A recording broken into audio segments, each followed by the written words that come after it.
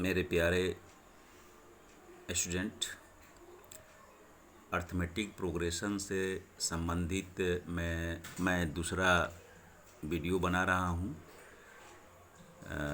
जिसमें first video में मैं फाइनाइट एपी इनफाइनाइट एपी तक बताया था।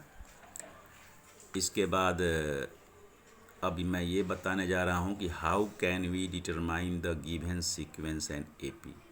कैसे आप पता करोगे कि कोई सीक्वेंस दिया गया है तो एपी में है कि नहीं है। तो उसके लिए क्या करना पड़ेगा। स्टेप 1 है टेक ए एन। मान लो एन ले लो। एन क्या है, जनरल फॉर्म ऑफ सीक्वेंस होगा। स्टेप 2 है replace n by n plus 1, यानी कि एन के बाद सक्सीडिंग, एन का जो सक्सीडिंग यानी उसके बाद आने वाला जो टर्म है वो एन प्लस 1 से हम बताएंगे, यानी ए एन प्लस 1। तो replace n by n plus 1 in a n to get a n plus 1। Third step calculate. अब क्या करना होगा, जैसे बताया गया है, हम बताए हैं कि कॉमन डिफरेंस डी जो है कैसे निकालते हैं, तो आगे वाला टर्म में से पीछे वाला टर्म माइनस करके। तो यानी आगे वाला टर्म यहाँ क्या हो रहा है, ए एन प्लस 1, पीछे वाला टर्म क्या हो रहा है, ए एन हो रहा है। तो a n plus 1 minus a n आपको माइनस करना पड़ेगा। स्टेप 3 में check the value of a n plus 1 minus a n. जो इसका वैल्यू आएगा उसको चेक कीजिए। क्या, if a n plus 1 minus a n is independent of n. अगर मान लो कि एन प्लस 1 माइनस एन को सॉल्व करने के बाद वो जो सोल्यूशन आएगा वो एन से इंडिपेंडेंट है, यानी कि एन में उसमें आएगा ही नहीं, then the given sequence is an A P, otherwise it is not an A P. जैसे कुछ एग्जाम्पल हम दिखा रहे हैं आपको, जैसे सो दैट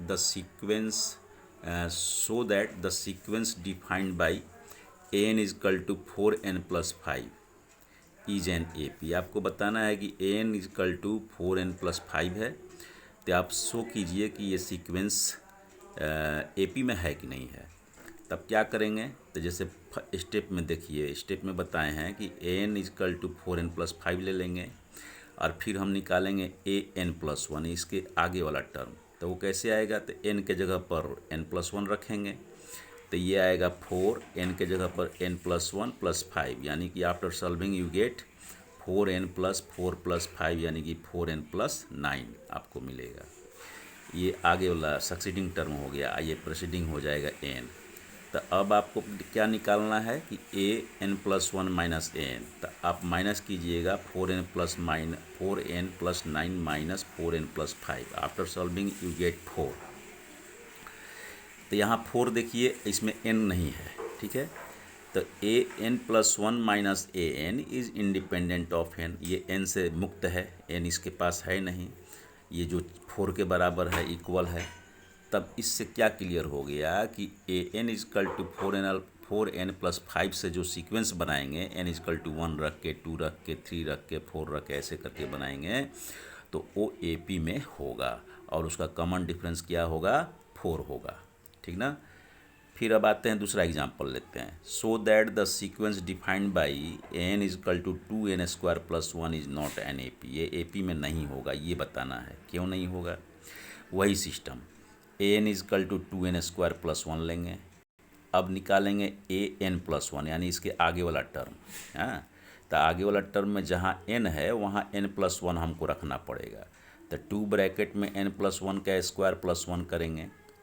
अब आप यहाँ देख रहे हो कि a प्लस बी का होल स्क्वायर यूज होगा। 2 ब्रैकेट में n square plus 2n plus 1 bracket बंद प्लस 1, यानी 2n square plus 4n plus 2 plus 1, यानी कि after solving we get 2n square plus 4n plus 3।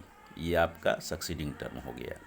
तो अब क्या करेंगे, ए n plus 1 minus a N minus करेंगे, तो इसको 2n square plus 4n plus 5 से माइनस करेंगे 2n स्क्वायर प्लस 1, तो क्या हम पाते हैं 4n प्लस 2। तो ये जो सोल्यूशन आ गया n से इंडिपेंडेंट नहीं है, n है यहाँ पे 4n है, n से ये मुक्त नहीं है। तो n से जब मुक्त नहीं है तो ये आपका ए सीक्वेंस जो भी बनेगा ये ए पी में नहीं होगा।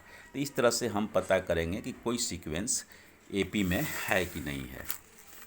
अब आते हैं मान लीजिए कि एपी के बारे में कुछ और जान लें। To know about an AP what is the minimum information. अगर एपी को जानना है, किसी सीक्वेंस को एपी में जानना है, तो हमारे पास क्या क्या इन्फॉर्मेशन होना चाहिए।